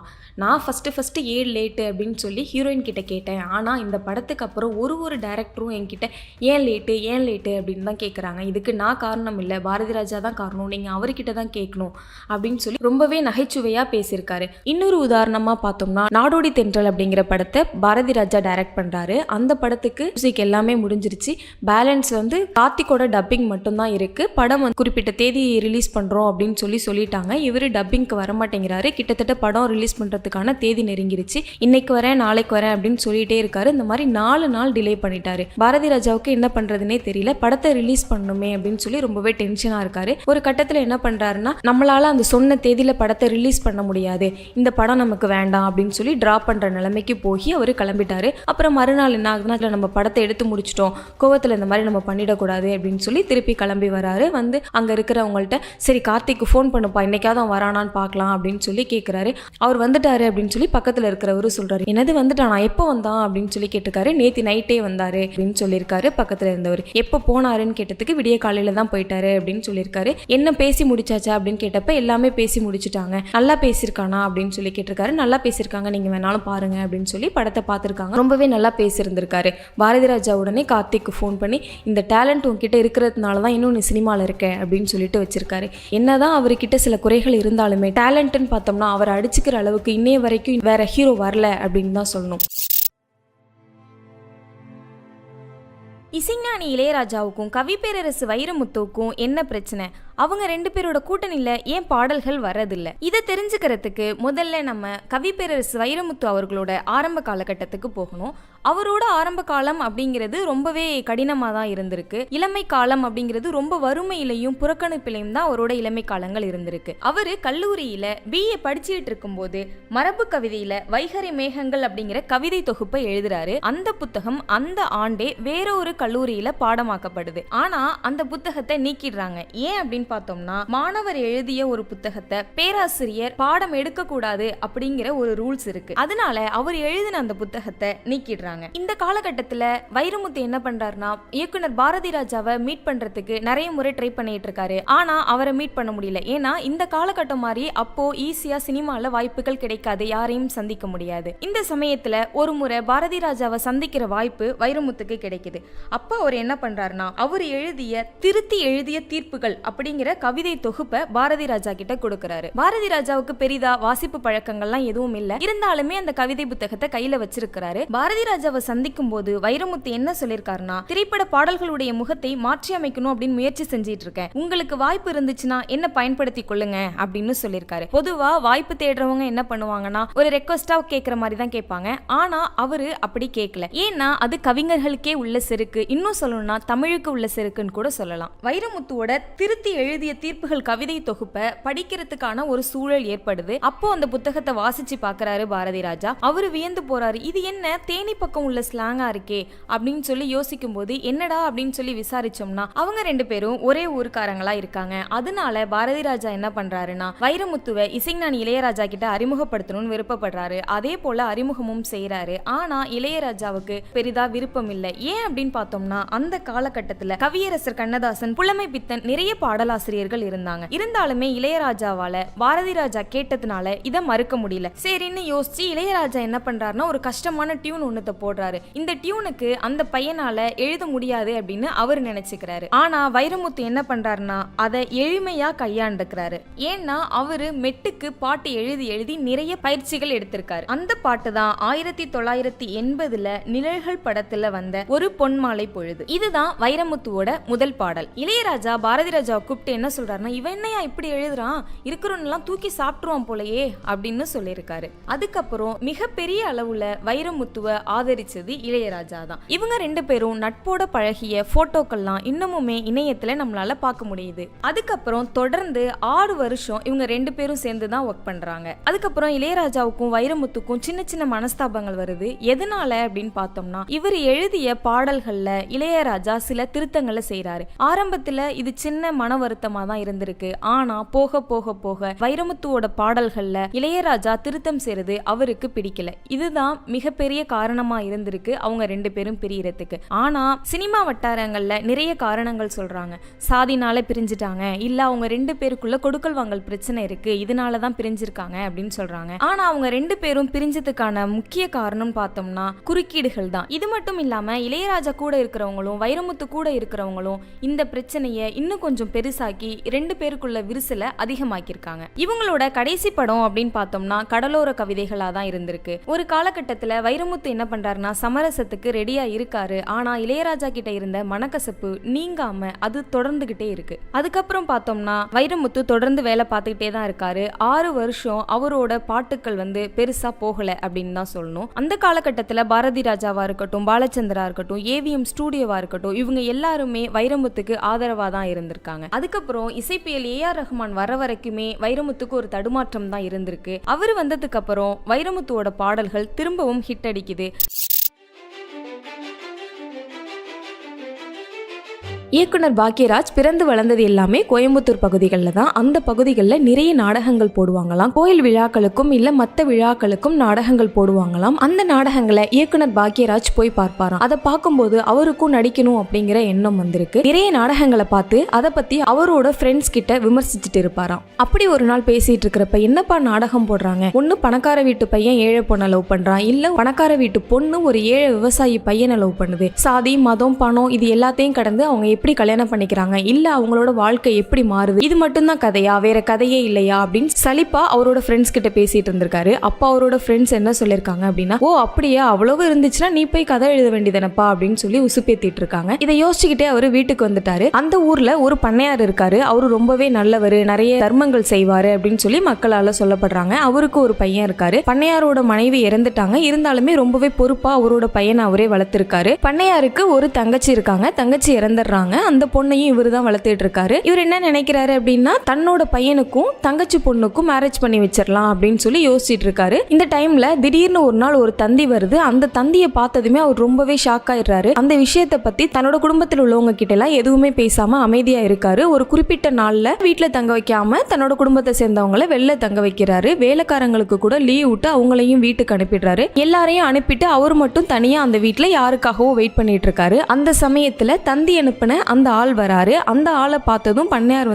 டென்ஷன் ஆயிடுறாரு. ஆனா வந்தவர் ஒன்னும் பதட்டப்படையில, ரொம்ப நார்மலாவே இருக்காரு. ரெண்டு பேருமே ரொம்ப நாள் பழகினவங்க மாதிரி பேசிக்கிறாங்க. பண்ணையார் என்ன கேட்கிறாருன்னா, எதுக்காக வந்த அப்படின்னு சொல்லி கேட்கிறாரு. உடனே அந்த புதியவன் என்ன சொல்றாங்கன்னா, வேற எதுக்காக வந்தேன், பணத்துக்காக தான் வந்தேன் அப்படின்னு சொல்றாரு. சரி ஏதாவது நான் மொத்தமா கொடுத்துறேன், வாங்கிட்டு போயிடு அப்படின்னு பண்ணையார் சொல்றாரு. மொத்தமாலாம் எனக்கு வேணாம், தேவைப்படுறப்பெல்லாம் வருவேன் அப்படின்னு சொல்லி ஒரு அமௌண்ட்டை வாங்கிட்டு போறாரு. பண்ணையார் லீவு கொடுத்திருந்தாலுமே வேலைக்காரங்க லீவுக்கு போகாம அந்த வீட்டுல தான் தங்கி இருக்காங்க. அப்ப பண்ணையார மிரட்டி யாரோ பணம் வாங்கிட்டு போறாங்க அப்படிங்கிற விஷயத்தை இந்த வேலையாட்கள் பார்த்து பண்ணையாரோட பையன் கிட்ட போய் சொல்றாங்க. பையன் பண்ணையார் கிட்ட விசாரிக்கிறாரு. பண்ணையார் அப்படிலாம் எதுவுமே இல்லை அப்படின்னு சொல்லி மறுத்துறாரு. இதே மாதிரி அடிக்கடி அந்த ஆள் மிரட்டி பண்ணையார் கிட்ட இருந்து பணம் வாங்கிட்டு போறாரு. இப்படி இருக்கும்போது பண்ணையார் ஒரு நாள் பணத்தை கொடுக்கறதுக்கு மறுக்கிறாரு. உடனே அந்த ஆள் என்ன பண்றாருன்னா, உங்க தங்கச்சி பொண்ணை நான் தான் கடத்தி வச்சிருக்கேன் அப்படின்னு சொல்லி மிரட்டுறாரு. மிரட்டினதும் பண்ணையார் பணத்தை கொடுக்குறாரு. இந்த விஷயத்த பண்ணையாரோட பையன் போலீஸ்க்கு போய் சொல்லிடுறான். அப்ப போலீஸ் விசாரிக்கிறப்ப பண்ணையார் என்ன சொல்றாருன்னா, அப்படி எதுவும் நடக்கலையே அப்படின்னு சொல்றாரு. அதே சமயத்துல தன்னோட தங்கச்சி பொண்ணு என்னை யாரும் கடத்தல, நான் இங்க தான் இருக்கேன் அப்படின்னு சொல்றாங்க. பண்ணையாரும் குழம்பிடுறாரு, பண்ணையாரோட மகனும் குழம்பிடுறாங்க. திரும்பவும் அந்த ஆள் பணம் கேட்க வராரு. அந்த சமயத்துல சுத்தி இருக்கிறவங்க எல்லாருமே வளைச்சு பிடிச்சிடுறாங்க. அந்த டைம்ல தான் சில மர்மங்கள் உடையுது. அந்த பையன் யாருன்னு பார்த்தா பண்ணையாரோட பையன் தான் அப்படின்னு சொல்றாங்க. பண்ணையாருக்கு ஒரு பையன் தானே, இந்த பையன் யாரு அப்படின்னு சொல்லி விசாரிக்கும் போது பண்ணையார் அவரோட கல்யாணத்துக்கு முன்னாடியே இன்னொரு பொண்ணை காதலிச்சிருந்திருக்காரு. அந்த பொண்ணை ஏமாத்திட்டு வந்துட்டாரு. அந்த பொண்ணுக்கும் பண்ணையாருக்கும் பிறந்த பையன் தான் இந்த ஆள் அப்படிங்கிறது தெரிஞ்சிருக்கு. பண்ணையார் அவரோட சிறு வயதுல கொள்ளைக்காரராகவும் அக்கிரமங்கள் செய்யறவராகவும் இருந்திருக்காரு. அந்த சமயத்துல தான் அந்த பொண்ணை ஏமாத்திட்டு புது ஊருக்கு வந்துடுறாரு. புது ஊருக்கு வந்த இடத்துல அவரோட பழைய வாழ்க்கையெல்லாம் மறந்துட்டு சின்ன சின்ன நல்ல விஷயங்களை செய்யறாரு. அதனால அவருக்கு மன திருப்தி ஏற்படுது. சரின்னு அதை அப்படியே தொடர்ந்து செய்ய ஆரம்பிச்சிடுறாரு. அதனாலதான் அவரு இந்த ஊர்ல ஒரு நல்ல மனிதரா பார்க்கப்படுறாரு. கடைசியா பண்ணையார் என்ன பண்றாருன்னா, அவரு செஞ்ச குற்றத்தை ஒத்துக்கிட்டாரு. அந்த ஆள் என்ன சொல்றாருன்னா, தன்னோட தாய் களங்கம் இல்லாதவங்க அப்படிங்கிறது தெரிஞ்சதே போதும் அப்படிங்கிற திருப்தியோட அவங்க அப்பாவை மிரட்டி வாங்கின எல்லா பணத்தையுமே கொடுத்துட்டு போயிடுறாரு. இதுதான் பாக்கியராஜோட முதல் கதை. இதை அவரோட ஃப்ரெண்ட்ஸ் எல்லாரும் கேட்டதும் ரொம்பவே ஹாப்பி ஆயிடுறாங்க. ஏன் நல்ல கதை எழுதுறப்பா, சூப்பர்ப்பா அப்படின்னு சொல்லி பாராட்டியிருக்காங்க. இதை கேட்டதும் பாக்கியராஜ் என்ன பண்றாரு, ஓ நம்ம ரொம்ப நல்ல கதை எழுதியிருக்கோம் போல அப்படின்னு சொல்லி தன்னை ரொம்ப பெருமையா நினைச்சுக்கிறாரு. ஏதோ சாதிச்சிட்ட மாதிரி அவருக்கு ஃபீல் ஆகுது. இந்த சமயத்துல அவர் என்ன பண்றாருன்னா, சரி சினிமாக்கு போகலாம் அப்படின்னு யோசிச்சு சினிமாக்குள்ள வராரு. சினிமாக்குள்ள வந்ததுக்கு அப்புறம் தான் இதுல எவ்வளவு கஷ்டங்கள் இருக்கு அப்படிங்கிறது அவருக்கு புரியுது. அந்த சமயத்துல அவர் என்ன நினைக்கிறாருன்னா, நம்ம இப்படி ஒரு சாதாரணமான ஒரு கதையை எழுதிட்டு பெரிய பெரிய இயக்குனர்கள் கூட நம்ம எப்படி போட்டி போட போறோம் அப்படின்னு நினைக்கும் போது அவரு ரொம்பவே சோர்வடைஞ்சிடறாரு. அந்த சமயத்துல அவருக்கு என்ன தோணுதுன்னா, ஃப்ரெண்ட்ஸ் சொன்ன கொஞ்ச நேரத்துல நம்மளால இப்படி ஒரு கதையை எழுத முடியுது அப்படிங்கிறப்ப நம்மளாலையும் இந்த சினிமாக்குள்ள இருக்க முடியும் அப்படிங்கிற ஒரு நம்பிக்கையை வளர்த்துக்கிட்டு ஒரு விஷயமா சினிமாக்குள்ள கத்துக்கிறாரு. எல்லா விஷயங்களையும் கத்துக்கிட்டு அதுக்கப்புறமா தான் திரைத்துறையில அவரு சாதிச்சிருக்காரு. திரைத்துறைக்கு மட்டும் இல்ல, பொதுவாவே நம்மளோட வாழ்க்கையில நம்ம எல்லாத்தையும் கத்துக்கிட்டோம் அப்படின்ற மனநிலையில இல்லாம ஒன்னொன்னுத்தையும் கத்துக்கிட்டோம் அப்படின்னோம்னா நம்ம சாதிக்க முடியும் அப்படிங்கிறது இயக்குனர் பாக்கியராஜ் வழியாக நம்ம புரிஞ்சுக்கலாம். காதல் கோட்டை படத்துல அஜித்துக்கு பதிலா நான் தான் நடிச்சிருக்க வேண்டியது அப்படின்னு ஒரு குண்டை தூக்கி போட்டிருக்காரு நடிகர் சரவணன். எம்ஜிஆருக்கு அடுத்து தனுஷ் தானும் சொல்லியிருக்காரு. இவரை சரவணன்னு சொன்னா தெரியறதை விட சித்தப்புன்னு சொன்னா நம்ம எல்லாருக்குமே நல்லா தெரியும். அந்த அளவுக்கு பருத்தி வீரன்ல சூப்பரா நடிச்சிருப்பாரு சரவணன். இப்போ சமீபத்துல ராயன் படத்துல துரைனான்ற கேரக்டர்ல நடிச்சிருந்தாரு. அந்த ரோலும் அவருக்கு நல்ல வரவேற்பை ரசிகர்கள் கிட்ட இருந்து பெற்று தந்திருக்கு. ராயன் படம் தியேட்டர்ல ரிலீஸ் ஆனப்ப இருந்த வரவேற்பை விட ஓடிடில ரிலீஸ் ஆனதும் நல்ல வரவேற்பையும் வாழ்த்துக்களையும் தருதுன்னு சரவணன் சொல்லியிருக்காரு.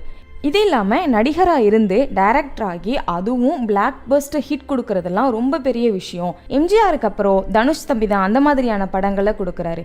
செட்டில் யாரையுமே சத்தமாக பேசுறதோ திட்டுறதோ செய்ய மாட்டார். ரொம்பவே சைலண்டாக ஹேண்டில் பண்ணுவார். அவர் சத்தமாக பேசி கூட நான் பார்த்ததில்லை. எல்லாருக்கும் முன்னாடி ரெடியாகி ஸ்பாட்டில் இருப்பாருன்னு சொல்லியிருக்காரு சரவணன். அது மட்டும் இல்லாமல் அவருக்கு ஜோசியத்தில் நம்பிக்கை இருக்கிறதாவும் அவரோட சின்ன வயசில் ஜோசியக்காரர் நீ சினிமாவில் ரொம்ப பெரிய ஆளாக வருவப்பா அப்படின்னு சொன்னதாகவும் சொல்கிறாரு. ஏற்கனவே அவருக்கு சினிமால இன்ட்ரெஸ்ட் இருக்கு. அதே போல சினிமால பெரிய ஆளா வந்திருக்காரு. அந்த டைம்ல தான் காதல் கோட்டை படம் வர்றதுக்கு முன்னாடி டைரக்டர் அகத்தியன் சரவணனோட ஆஃபீஸில் ஒரு குழப்பமான ஒரு மனநிலையில் கையில் ஒரு லெட்டரை வச்சுட்டு நின்றுட்டு இருந்தாராம்.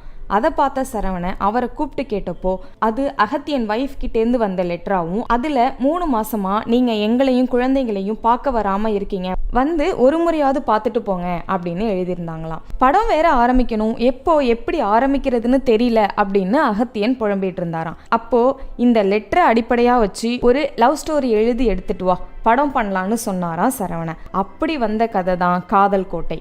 அகத்தியனும் சரவணனும் சேர்ந்து அந்த கதையில் சில மாற்றங்களை பண்ணியிருக்காங்க. ஆனால் ஏதோ சில காரணங்களால் சரவணனால் அந்த படத்தில் நடிக்க முடியல. அப்புறம் தான் ப்ரொடியூசர் சிவசக்தி பாண்டியன் கதையை கேட்டு அஜித்தை வச்சு படம் எடுத்திருக்காரு. அதே போல் எந்த வாய்ப்புமே இல்லாத நாட்களும் இருந்ததாகவும் சொல்கிறாரு. வீட்டை வெளியே பூட்டிட்டு உள்ளுக்குள்ளே இருந்ததாகவும் அந்த ஃபோனை பார்த்துட்டு எதுவும் கால் வராதா அப்படின்னு நினைச்சிட்டு இருந்த காலங்களும் இருக்கு அப்படின்னு சொல்லியிருக்காரு. அதுக்கப்புறம் தான் இயக்குனர் பாலா நந்தா படத்துல நடிக்க கூப்பிட்டிருக்காரு. அதை அடுத்து அமீர் படத்துல பருத்தி வீரன்ல நடிச்சிருக்காரு. இப்போ இங்க வந்து நிக்க கூட நேரம் இல்லாம பிஸியா நடிச்சிட்டு இருக்கேன். குற்றம் தவிர்ன்ற படம் தமிழையும் கன்னடத்திலையும் ஷூட்டிங் போயிட்டு இருக்கு அப்படின்னு சொல்லியிருக்காரு. ஃபேமிலி குழந்தைங்கன்னு இப்போ சந்தோஷமா இருக்குன்னு சொல்லியிருக்காரு நடிகர் சரவணன். கலர்ஃபுல் ட்ரெஸ் போட்டு டூயட் பாட ஆசையா தான் இருக்கு. லவ் பண்ணா மீடியால சொல்லிடுவேன், மறைச்சு வைக்கிற கேரக்டர் நான் இல்லை அப்படின்னு சொல்லியிருக்காங்க திவ்யா துரைசாமி. இவங்க இப்போ வாழை படத்துல நடிச்சிருந்தாங்க. இவங்களோட சொந்த ஊர் பெரம்பலூர் மாவட்டத்துல உள்ள ஒரு கிராமம். ஆரம்பத்துல காலேஜ்க்காக சென்னை வந்த இவங்க படிப்பை முடிச்சுட்டு நியூஸ் சேனல்ல நியூஸ் ரீடரா இருந்தாங்க. அப்புறம் சினிமாவில் போகணும் நடிக்கணும் அப்படிங்கிற கனவோட சினிமாக்குள்ளே வந்திருக்காங்க. இவங்களோட ஃபர்ஸ்ட் படம் இஸ்பெட் ராஜாவும் இதயராணியும். அடுத்து மதில், குற்றம் குற்றமே, எதற்கும் துணிந்தவன், சஞ்சீவன், ப்ளூ ஸ்டார் போன்ற படங்கள்ல நடிச்சிருந்தாங்க. வாழைப்படம் இவங்களுக்கு நல்ல வரவேற்பையும் பாராட்டையும் ரசிகர்கள்கிட்ட இருந்து வாங்கி தந்திருக்கு. இந்த படத்துக்கான வாய்ப்பு எப்படி வந்துச்சுன்னா, ஒரு நாள் இயக்குனர் மாரி செல்வராஜ் கிட்ட இருந்து திவ்யா துரைசாமிக்கு கால் வந்திருக்கு. வாழையில ஹீரோயின் ரோல் பண்ணணும், இது என் வாழ்க்கை சம்பந்தப்பட்ட படம், ஏசி கேரவன்ல உட்காந்துட்டு நடிச்சுட்டு போற வழக்கமான படமா இது இல்லை, இதுல ரொம்ப கடினமா உழைக்கணும், அதுக்கான மன வலிமையும் வேணும், கஷ்டப்பட ரெடினா ஆஃபீஸ்க்கு வா, இது உன் லைஃப்ல ஒரு நல்ல படமா இருக்கும்னு சொல்லியிருக்காரு. இத திவ்யா துரைசாமியால நம்ப முடியல. தெரிஞ்சுதான் கூப்பிடுறாரா இல்ல தெரியாம கூப்பிடுறாரா அப்படின்னு பயத்துல இருக்காங்க. அப்புறம் கமிட் ஆனதும் முழுமையா அந்த கேரக்டரா மாறி இருக்காங்க. இந்த கேரக்டர் ஸ்டார்டிங்ல ரொம்ப கஷ்டமா தான் இருந்திருக்கு. ஆனா இந்த படத்துக்கு இந்த ரோல் தான் மையம். அந்த பொண்ணுக்கு அதுதான் லைஃப்ன்ற போது அந்த ரோலை கடினமா பார்க்க முடியாது. எனக்கு அந்த ரோல் சவாலா இருந்தாலுமே கொஞ்சம் கொஞ்சமா வேம்புவா மாறினதை ஃபீல் பண்ண முடிஞ்சதா சொல்றாங்க. இது மட்டும் இல்லாம இந்த படம் என்ன ஆக்டிங் ஸ்கூலுக்கு போன மாதிரியான அனுபவத்தை கொடுத்திருக்கு.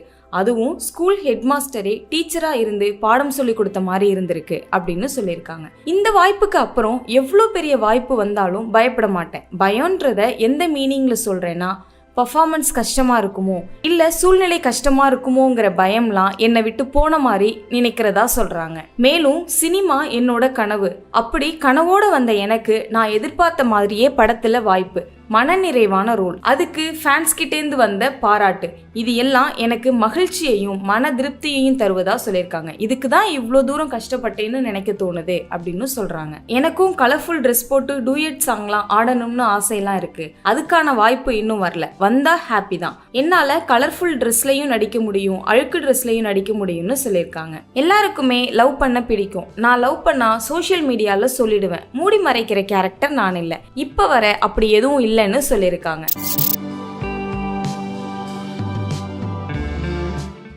பொட்டு வச்ச தங்கக்குடம் பாட்டு இப்போ ரொம்ப ட்ரெண்ட் ஆயிட்டு